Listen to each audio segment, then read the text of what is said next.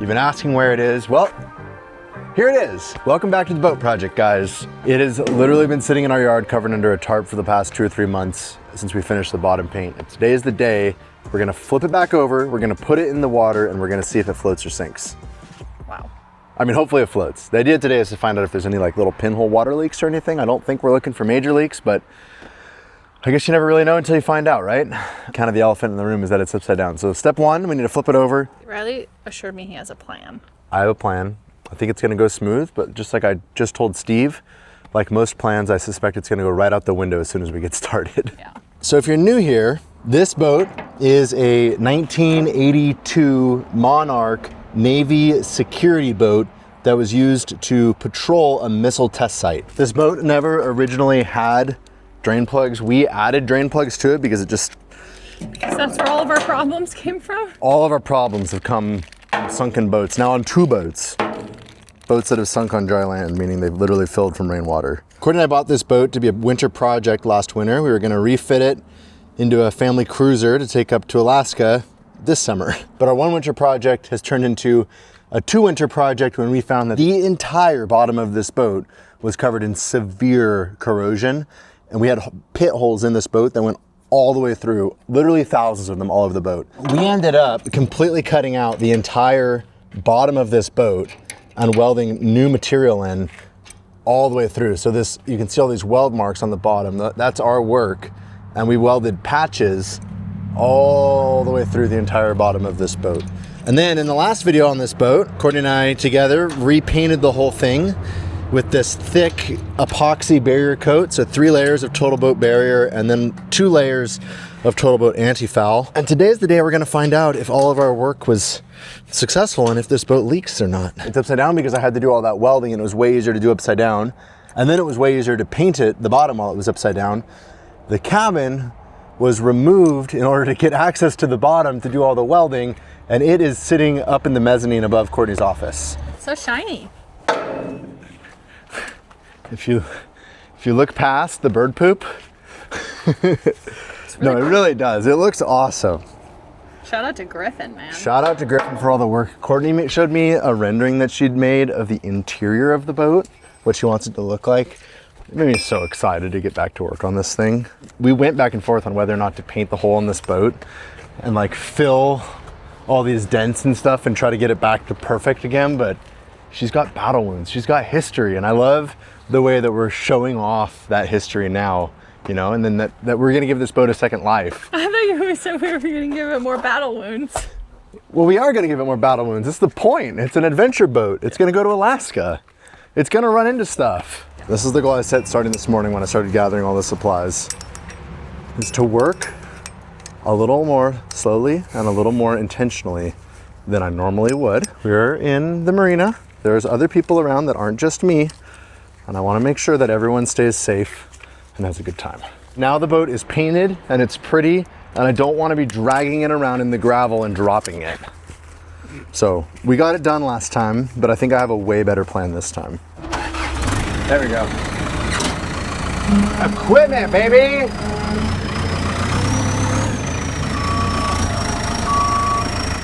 Okay, so step 1 is just to see if this telehandler can even pick up the whole boat.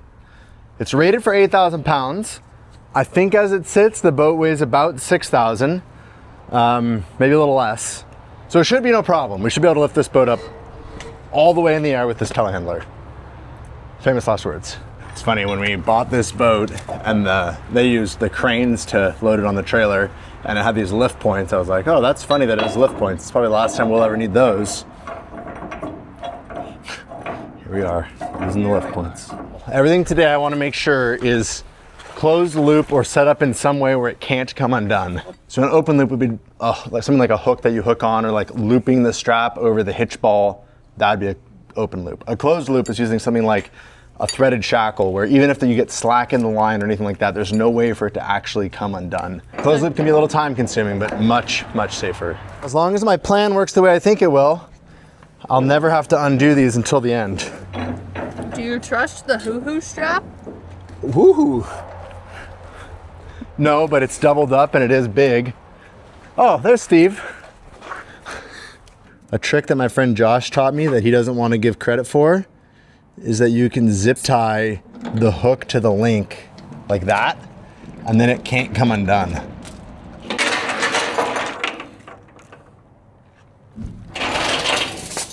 I'll hand it to you. I guess now we find out if the telehandler can pick up the boat. Then we can start working on part 2 of this plan. Oh yeah! Wow! Woo! It can lift it! Yeah. Okay. That means we can do plan 2. Okay, I'm gonna go down. Can't decide if I'm relieved or more anxious that plan A worked because that means we have to move on to plan B. It's part 2. Plan Oh, B yeah. would be like, Oh, yeah. this is part 2. True. As if things weren't sketchy enough. Not that sketchy yet. I think this is going to be the non-sketchy version of this plan. I think that's going to be the really cool version of this plan. Plan now is to chain the winch to the front of the telehandler, snatch block up to the top there, which is going to give us like the fly boom on the crane. You know, the little line on the crane they can use for random tasks? We'll be able to use the winch to then lift up this side of the boat, what's in the air, get slack off our chain, and then slowly lower it until the boat is hanging sideways. Then once the boat is hanging sideways, we just take our winch line off, flip it around to the other side, winch in, and the boat will be right side up. And it should be just like slow as smooth, smooth as fast. So I'm gonna be installing a second battery for running the winch, but I don't want to just rely on that battery because the last thing I want to have happen when this thing is in the air is that like the winch battery dies or doesn't have enough power. 2 birds, 1 stone. The second battery is also going to act like the junction block for our extension cable. I used a Marine Deep Cycle battery because it's the one that I had extra laying around the house that was charged. I mean, it's a 12,000 pound winch, but that's like 12,000 pounds towing a Jeep sideways to get out. That's not 12,000 pounds picking straight up. So I think this winch is only going to ever have at the most half of the weight of the boat on it. But still, that's a lot of faith in a winch. Woo! Okay. Nice. So now we need to chain the winch to the front of the telehandler. I think so, do you? I don't think it can pop off. So we're going to take the hooks off and we're going to bolt the bolt on the winch straight through to the hooks. I don't think we're gonna be reusing this pin though. This thing is called a snatch block. It's just like a pulley, but the cool thing about it is that it splits open like this, so you can run the rope through the snatch block without having to run the hook end through the pulley. See that? And now the snatch block can't come undone. Go around here through our pin shackle like that. Bam! Now this hook is just gonna hook down here to the boat. Now we're gonna use our last soft shackle to make a point down here on the boat to hook to. I think that what we should do now is get the winch tight, make sure it works, and then pull the trailer out. So now I need to lift with the winch. It's not the sketchiest thing I've done this week.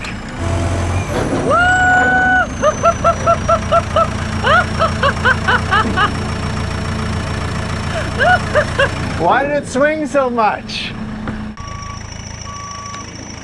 I need to go in more. Can you keep that from swinging? Kind of. Woo! Flip that boat! Okay, I'm gonna start going down. Okay.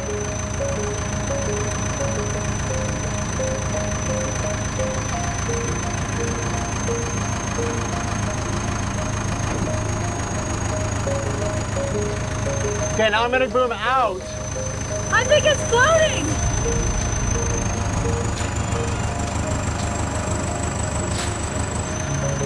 You're gonna have to undo the straps. Is it gonna float away? Do you have a camera on you? Yeah. Here comes, I hope he's admiring. Are you admiring all your hard work? Good news, bad news. Oh, what's the bad news? No, I'm asking you, is there water? No, I don't see any water. Now is when I get to inspect our work and see if there are any leaks anywhere.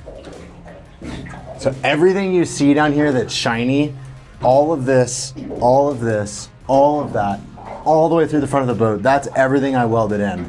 Literally hundreds of feet of welding. Courtney, it is bone dry. What about back here? That's dry too. That means the weld between the offshore bracket and the boat is also holding. I think we did it. I think we fixed it. That's dry too.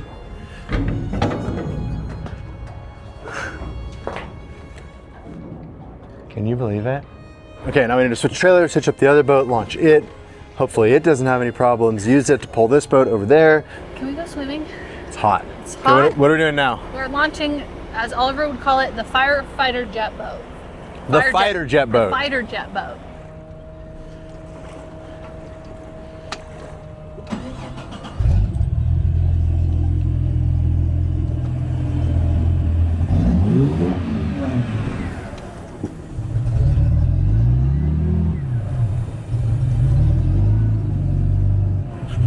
The plan now is just to drag it over to the barge and tie it up for the week. How? This is as far as I've gotten with plans. Dock lines, get your dock lines. Oh, I had a one-liner that I've been wanting to do for months, and What I was forgot to do it. What? Flip that boat! Oh, dang it. Do it again. Say it again, we'll frame it. Say it. Flip that boat! There we go. that? Nice. Yeah. So now this boat's free. So I'm gonna get on this boat Okay. and I'm gonna hook. So you should launch the drone then.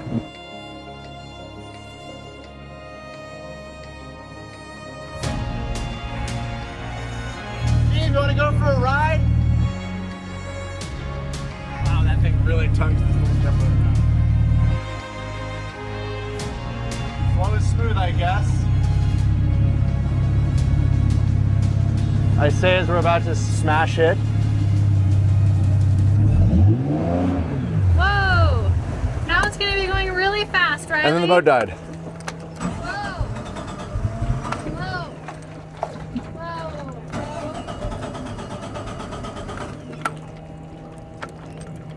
Why did the boat die?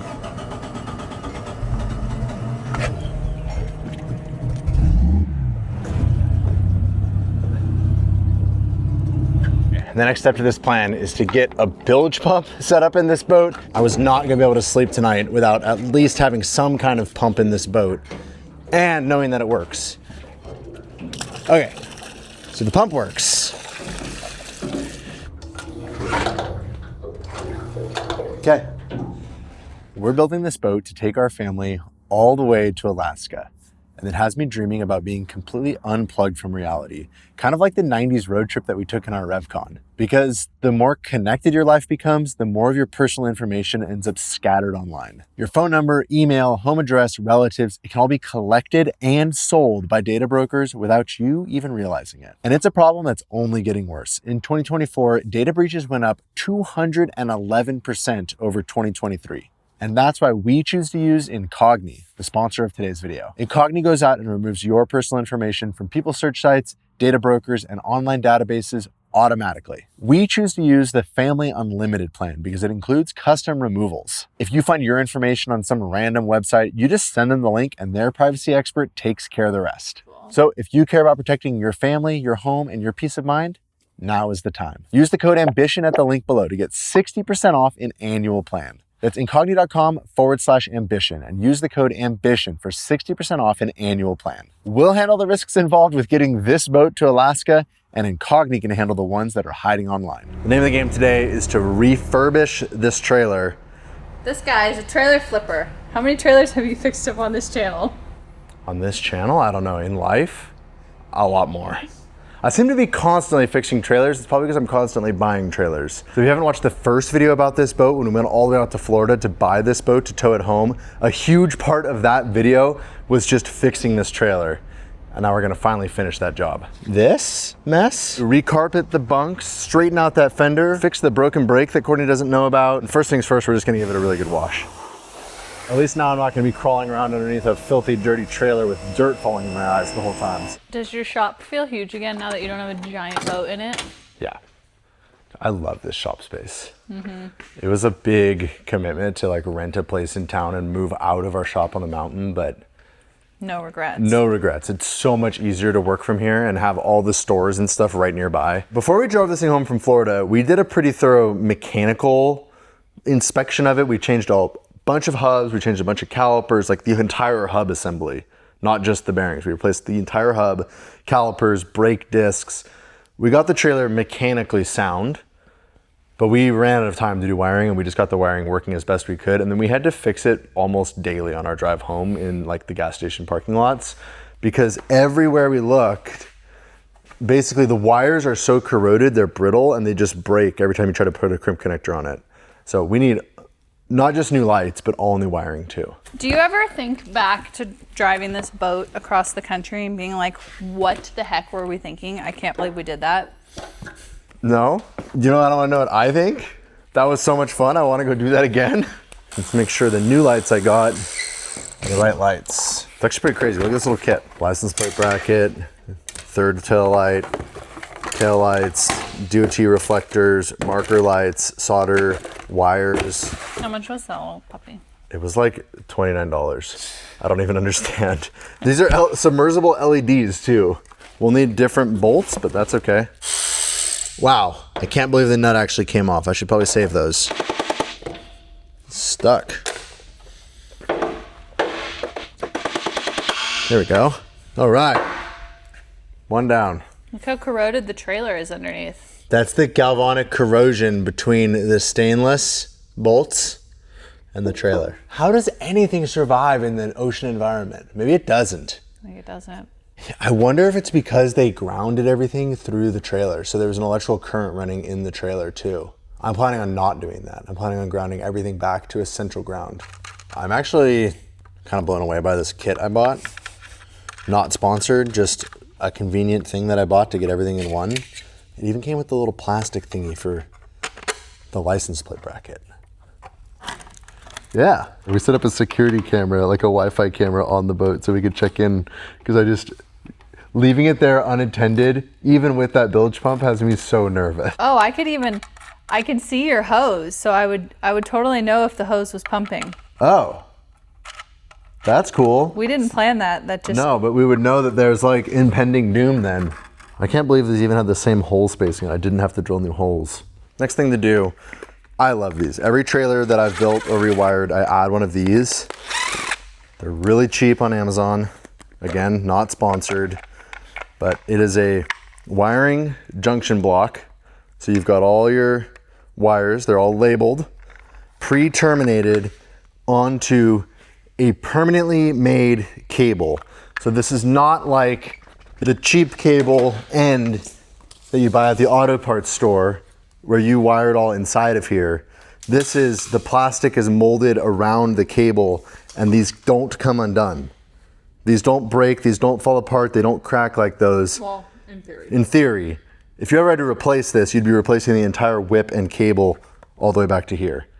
If you had to replace one of these in an emergency on the road, you could always just cut it off and put one of these on. You get the wiring diagram all right here. If you need to add a new wire, you're just adding to this. You're not splicing somewhere that's gonna leak and break and become a problem. I wonder who has 308 trailers?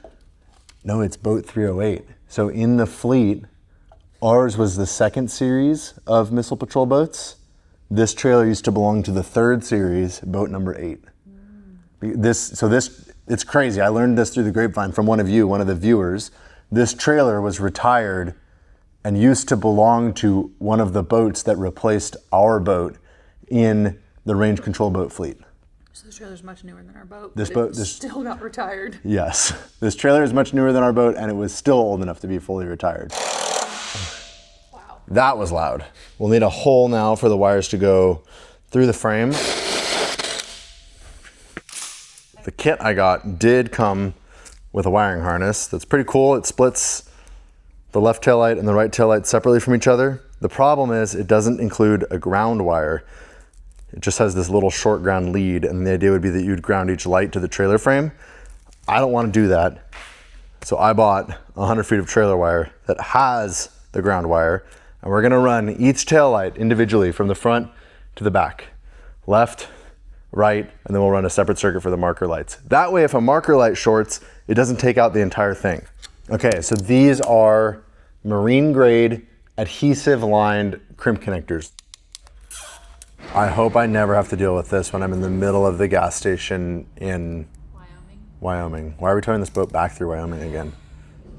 Does that mean we're doing the Great Loop? No, I did Great Loop someday. Wiring's done. I do want to give a disclaimer.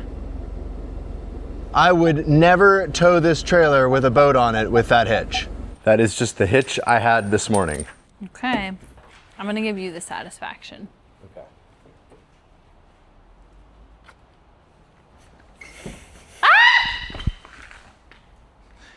Oh, they. I didn't mean to scare you. I just got excited because they were bright and they looked good. They're all on. That took almost all day just to do those lights. So The next one is a little bit arts and craftsy. I'm kind of excited about it. maybe I'm being silly, but the last thing I wanted to do was load our freshly painted nice boat up on a trailer that looked like this. Well, Courtney, I'm kind of thinking that we should chainsaw it. What are you, an Amish man now? They don't know about the Amish miter box yet. Oh. So we'll just cut it down as short as practical without having to move all the brackets and redo all the bolts. Because this does seem like it's in a good spot for our boat somehow. All right, so we pulled all the staples out and then I marked this side at 7 inches up, which I think is as low as I can cut it without hitting any of the bolt heads. It's gonna be a little close though on this one right here. I think we'll be all right. I definitely don't want to hit a bolt head with a chainsaw. This is called precision chainsawing. Oh my gosh, Riley. I hope you don't hit a bolt. Okay, I'm gonna have to do it like this so I can see. Sketch. Yeah.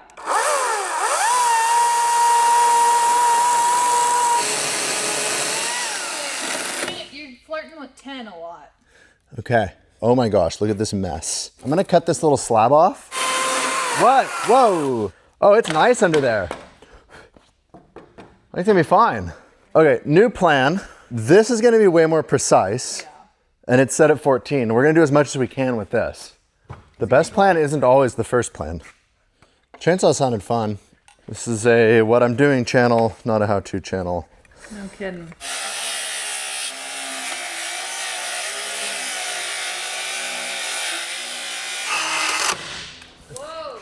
Apparently I had taken the bolt out, but the washer had stayed behind. I ripped some teeth off the blade.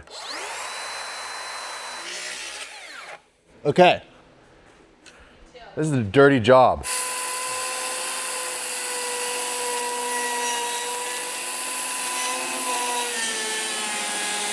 Dude, it's either my blade is roasted or it's really like hard in some spots. She's dead. This is Courtney's chainsaw.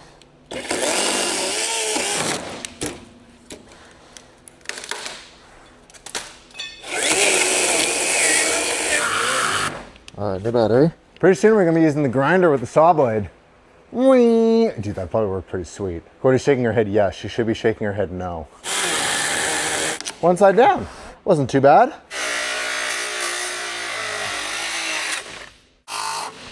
I've managed to hit all the bolts. So now we'll do as much as we can down this side and we'll try to only finish those areas with the chainsaw.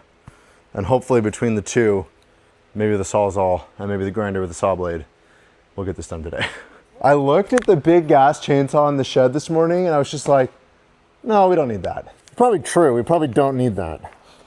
This was actually Courtney's idea. We're just gonna take the trailer fender off. It's like 4 bolts and it needs to be straightened out anyways. There you go. The risk was that if the bolts had been seized, that would have been turned into a bigger project. I don't know that my cut's quite lined up. Oh, no, I think we did pretty good. Yeah. This lumber is southern yellow pine, which is a species that we don't get up here in Idaho because we use the trees that grow here. It smells so good. It's a really rot resistant lumber too. I think it's actually probably perfect for trailer bunks. Dude, look how nice this wood looks. So next step now is gonna be to sink those bolts in more, and then I think it's time to do some cleanup and some carpet. We learned taking the staples out of the boat trailer that we definitely need to use stainless crown staples. And the store here only carried one length of stainless crown staples. They were very long. Boat, trailer, bunk, carpet. Seems like the right stuff to me. I didn't measure, so that's just luck. Ooh. Oh, that's perfect. That's perfect.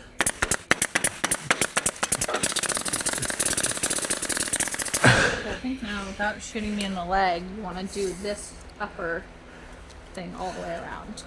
And I'm going to pull up while you do it, so don't shoot me. This is gonna make this trailer look $1 million. I was just doing it for the function to not be damaging the boat, but dude.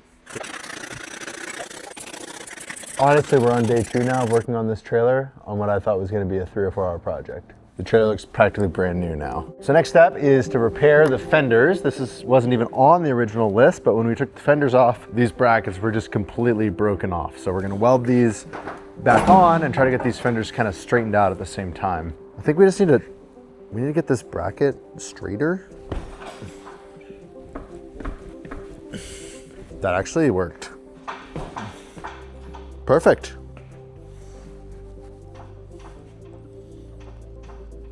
Okay, before we go, this bearing is loose. Need to fix that brake and that bearing. So I think this is gonna be a great opportunity to try out an upgrade we just got to our Miller 211 Pro. This welder retails for less than $1,700 and I've been using it lately on all kinds of steel projects, but Miller just released a software update, a free update to this welder that gives it full pulse welding capabilities. You don't have to pay for the upgrade.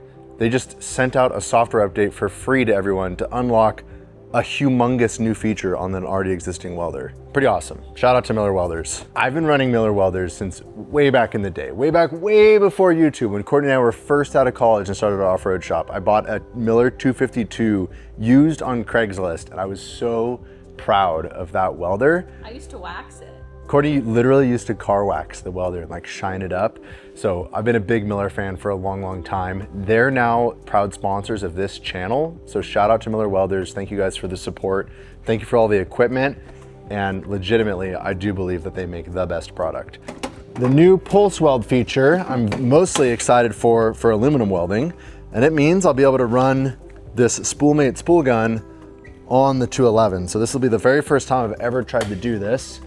In normal welding, the spool of wire is in the welder right here and gets fed by these drive rollers all the way through the long whip and out the gun. That doesn't work very well with aluminum wire because it can't get pushed like that. It just balls up in bird's nests. So instead, when welding aluminum, a lot of times the spool of wire goes right here in the gun, the drive rollers are right here, and it goes out right there. That's what a spool gun means. I don't know if it's gonna auto know. Spool gun detected, look at that. Pull the trigger to feed out 24 inches of wire.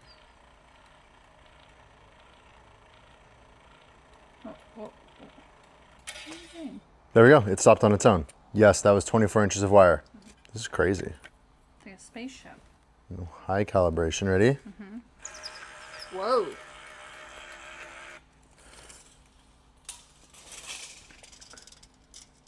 And it's already correct. Okay, so we don't have to do anything. That's crazy.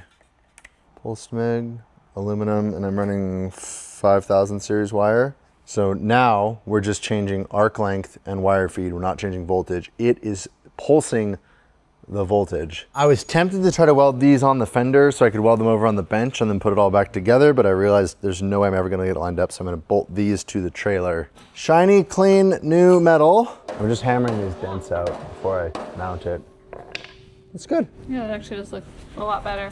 Aluminum's actually kind of cool. Aluminum is cool. It's fixable, right? Like, Yeah. if a rotten fiberglass, man, I don't know. We've had a lot of conversations with people in the industry about aluminum boats and fiberglass boats, and our friends up at Bayweld were like, the beautiful thing about an aluminum boat is it doesn't have to be perfect, because anywhere along the inside passage, you're gonna find somebody with some welding equipment, and you're gonna be able to patch it back together.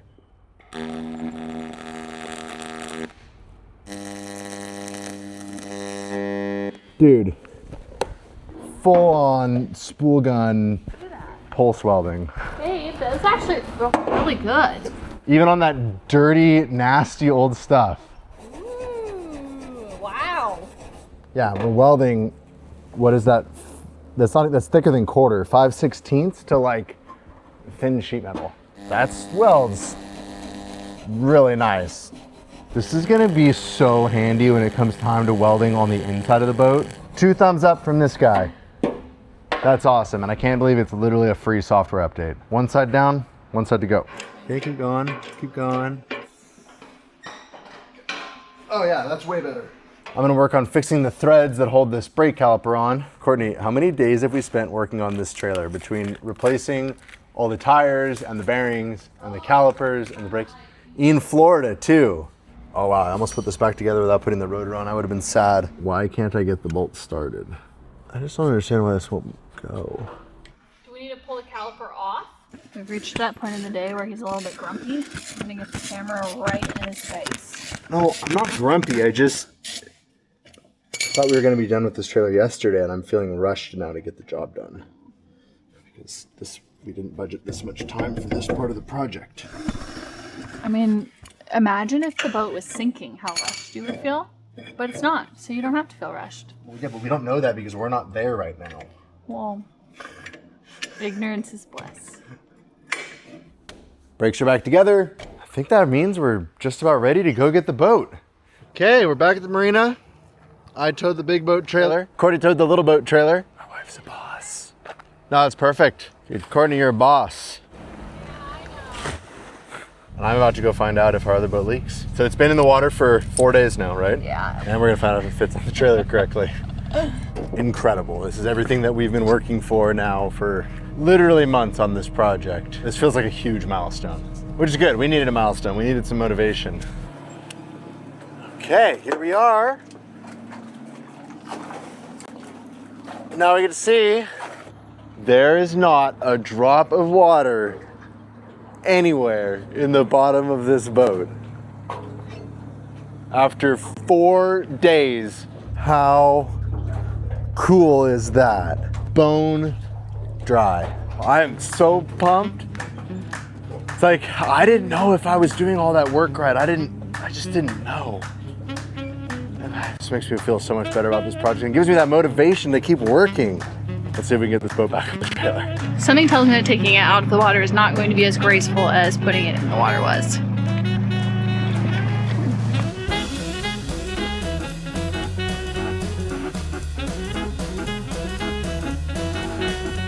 He looks...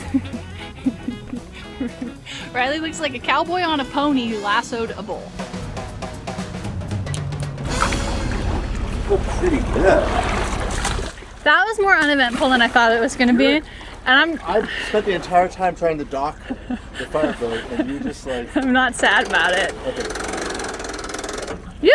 All right, you ready? My feet are squishy. Ready? Yeah.